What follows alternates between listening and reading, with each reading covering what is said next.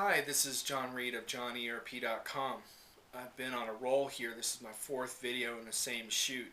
Hopefully I haven't lost all my inspiration for you because this is an important one.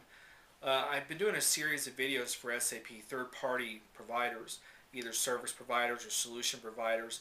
I really have a soft spot for companies with some fire in their belly who really want to make a name for themselves in the SAP ecosystem in some way.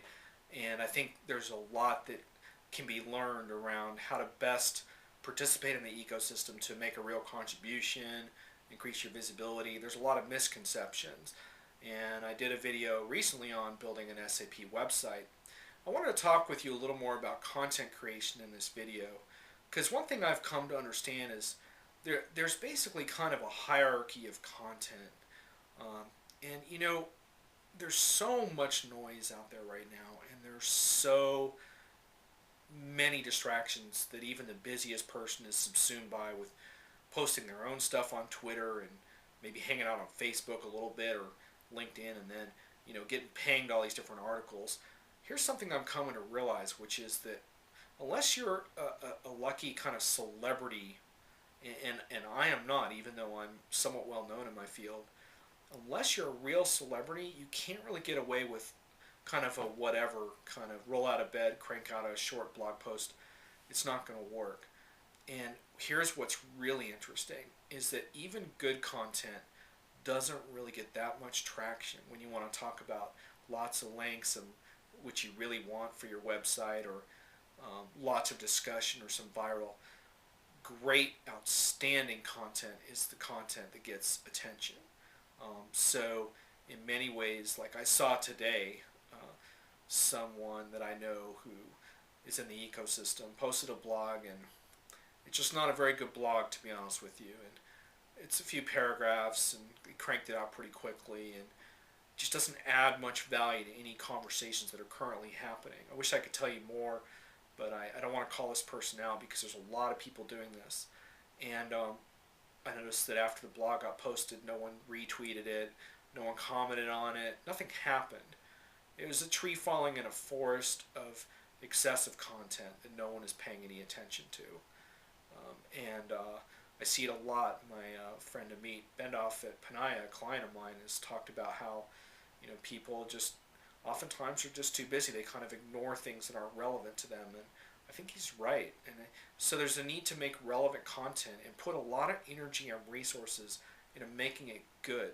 It's a lot better to put that extra mile and make something outstanding.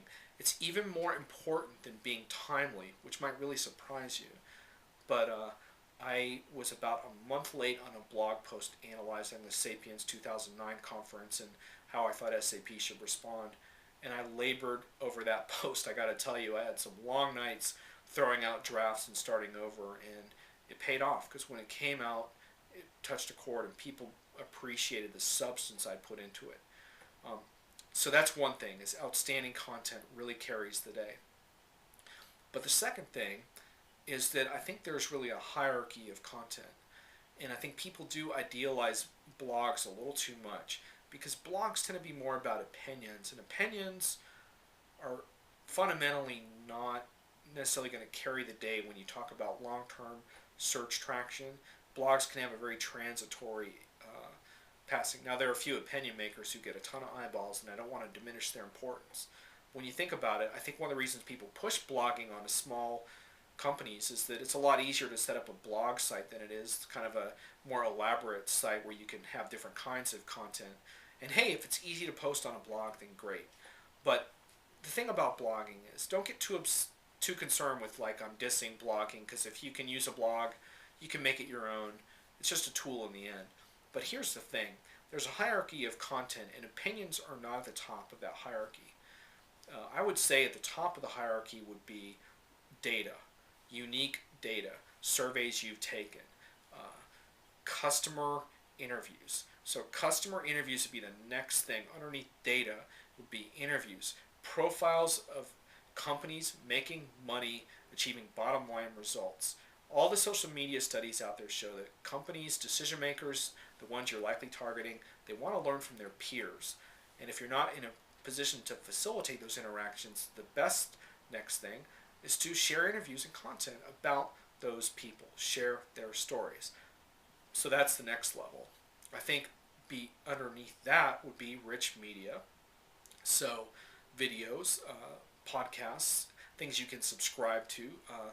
But remember, the one thing about rich media is simply that you need a little text content too, because rich media is not all that searchable. So you might notice when I post podcasts, I post oftentimes pretty in-depth text summaries as well, or you can hire someone to transcribe. And occasionally there's a good automated transcription service out there, but I think for the most part, people don't want that kind of junky verbiage content. They want thoughtful content, and that's what you want, is stuff that people can link to, that the search engines can then make sense of, and the search engines can't totally make sense of multimedia content in most cases. So remember that combine multimedia with text content. So multimedia content, and then underneath that, I would say then come more opinion-y type things, reporting on events or sharing your takes on different things that are going to move quickly, like say the Oracle Sun announcements that happened today.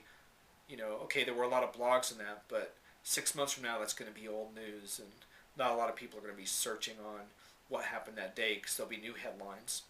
But one good thing about a blog is that if you have these other more advanced forms of media, you can reference them in your blog, and then it all starts to become part of the same happy little ecosystem of content. So anyhow, with that in mind, I hope this inspires you a little bit to see that you can create outstanding content, and that's worth your time and resources to go that extra mile, create stuff you can truly be proud of. Don't worry about having to do it all the time.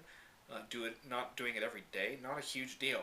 Just make a consistent contribution that's meaningful, that you can be really proud of, and I think you'll be amazed by the kind of happy quality responses you get to that content and how it furthers your business. So this is John Reed, JohnnyERP.com, wishing you luck with your SAP business.